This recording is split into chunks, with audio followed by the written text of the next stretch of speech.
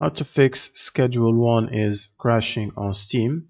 So first you will need to go to the library, and then you will need to right click on the game and then go to properties and open up the properties window. In the launch options you want to add -dx11 command.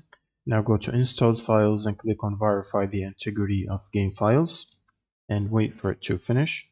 Now once this is done, you can close Steam and open up your browser and then search for Redist and click on the first link, and from here go to the second table and download and install the 86 and the 64, both of these redistributables right here.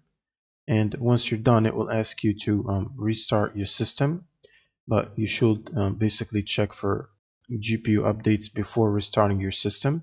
So if you have a GPU from NVIDIA, you will need to install NVIDIA app and go to the drivers tab from here.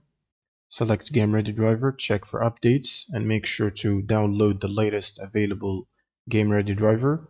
If you have it, you can try to reinstall it manually by clicking this button here. And then you can proceed to restart your system by clicking Power Restart or from the installation. And after the restart, you will need to right click on Steam and run it as admin before opening the game again. Run as admin. And then you can proceed to launch the game. And if for some reason it still crashes before it launches, this could be because of the overlays. So you can try to disable any overlays that you might have. So for example, Steam overlay, you can go to Steam settings and then scroll down and click on interface or overlay in game, and then uncheck enable the Steam overlay while in game.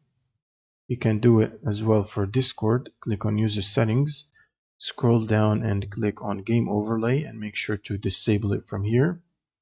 And you should do the same as well for NVIDIA. If you have the NVIDIA app, disable the overlay from the settings. And if you have an MSI Afterburner application installed or Riva Static Tuner, you should do the same as well for that. And this should fix the crash issues when you launch the game. That's pretty much it for this video. Subscribe if you found this helpful, and see you on the next one.